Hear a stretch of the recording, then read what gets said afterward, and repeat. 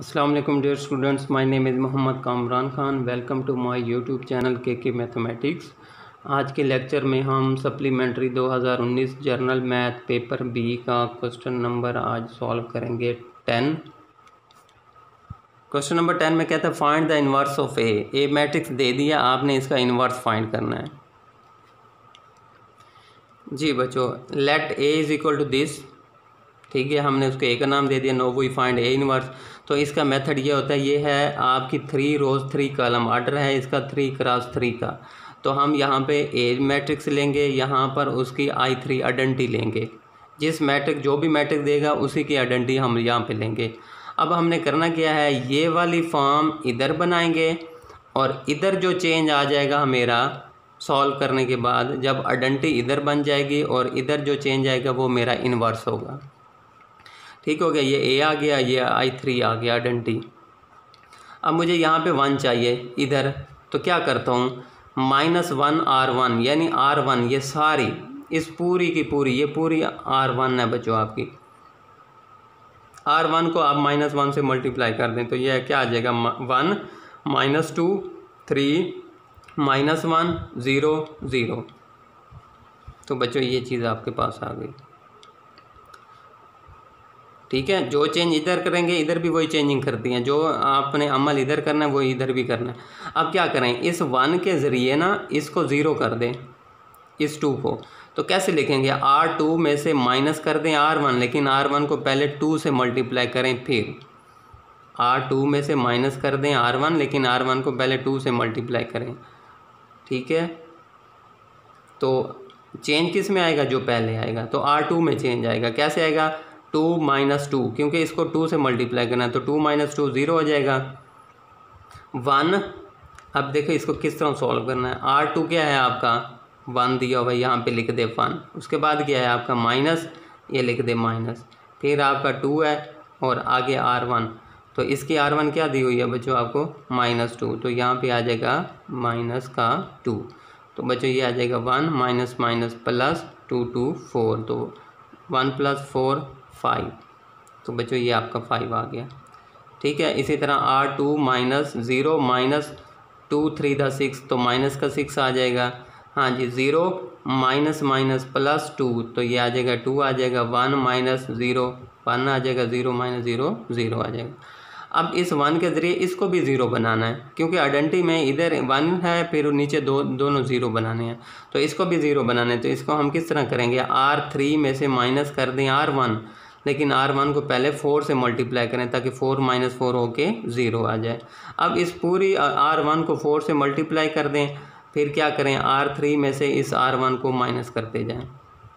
ठीक हो गया, पहले 4 से मल्टीप्लाई करने के बाद माइनस कीजिएगा, तो आपके पास ये चेंज आएगा। ठीक हो गया। अब हमने इधर 1 बनाना है, इधर 1 बना लो या इधर 1 बना लो। ठीक है, फिर क्योंकि फिर इसको रिप्लेस कर देंगे हम, तो मैं क्या करता हूँ, R3 में से R2 को माइनस कर देता हूँ, यहाँ पे 1 बन जाएगा, फिर इसकी जगह ऊपर ले आऊँगा R2 3 करके।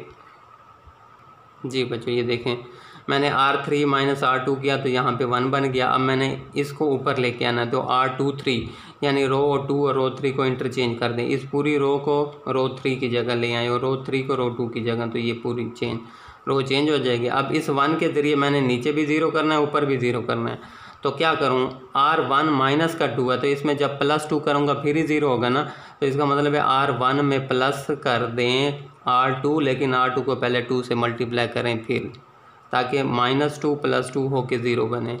तो चेंज किस में आएगा, R1 में। तो जैसे ये अमल करेंगे आपके पास ये चीज़ आ जाएगी।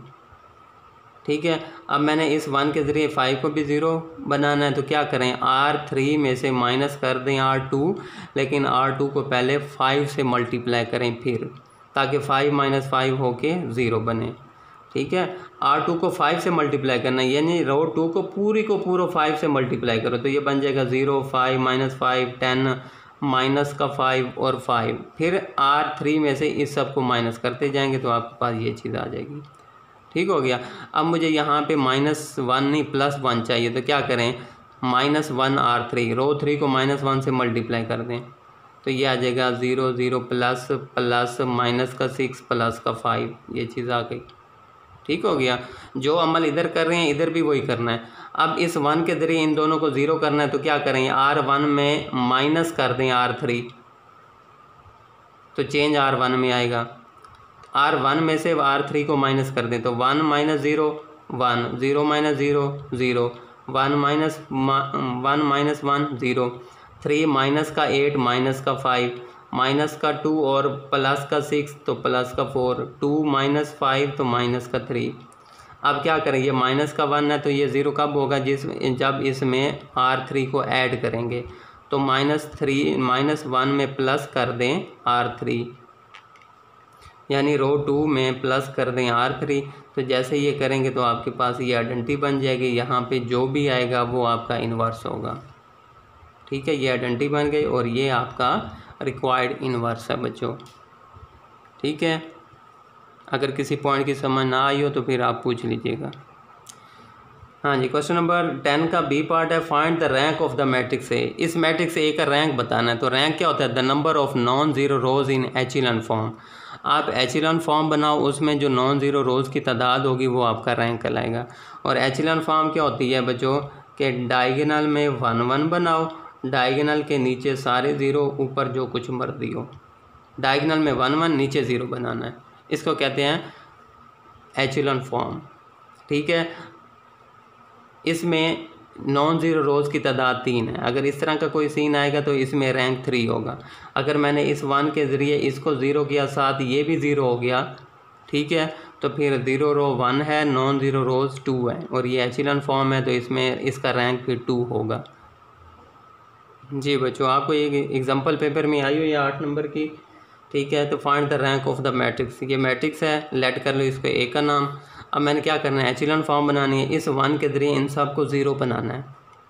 तो आप देख सकते हैं ये माइनस का R1 ये है, R2 ये है। तो -1 में ये 0 कब बनेगा, जब R2 में प्लस कर दूंगा R1। क्या करेंगे, R2 में प्लस कर दो R1 को। ठीक है, तो ये क्या आ जाएगा, -1 प्लस 0 0 आ जाएगा, 0 माइनस का 2 तो माइनस का 2 आ जाएगा, 1 प्लस 1 2 हो जाएगा, 2 माइनस 0 -2 प्लस 0 -2 और 2 प्लस 5 7, तो ये 0 हो गया। अब मैंने इसको भी 0 करना है तो R3 में माइनस कर दो R1। तो जैसे R3 में R1 को माइनस करेंगे तो मेरे पास ये चेंज आ जाएगा। अब इसको 0 करना है तो R4 में से माइनस कर दें R1, लेकिन R1 को पहले 2 से मल्टीप्लाई करें, क्योंकि इधर जो नंबर होगा इस पूरी रो को उसी नंबर से मल्टीप्लाई करके फिर माइनस करना है। ठीक हो गया, तो इसको पहले 2 से मल्टीप्लाई करें फिर माइनस करते जाएं करस्पॉन्डिंग एलिमेंट को। जैसे माइनस करेंगे आपके पास ये चीज़ आ जाएगी। अब इधर 1 और ये 0 0, अब मुझे इधर 1 चाहिए तो ये है 1 बना हुआ, तो मैं क्या करता हूँ 2 और 4 को इंटरचेंज कर देता हूँ। R2 R4 की जगह R4 R1 की जगह, तो मेरे पास ये चीज़ आ जाएगी बच्चों। ये अब ये 1 आ गया। अब इस 1 के ज़रिए मैंने इनको 0 0 करना है तो क्या करें, R3 में प्लस कर दें R2, लेकिन R2 को पहले 4 से मल्टीप्लाई करें तब, ताकि -4 + 4 होके 0 आ जाएगा। अब 4 से मल्टीप्लाई करना है तो पूरी R2 को 4 से मल्टीप्लाई करें। ये नहीं कि सिर्फ एक ही एलिमेंट, नहीं, पूरी R2 को 4 से मल्टीप्लाई करें और उसको फिर R3 में ऐड कर दें तो आपके पास ये चेंज आ जाएगा।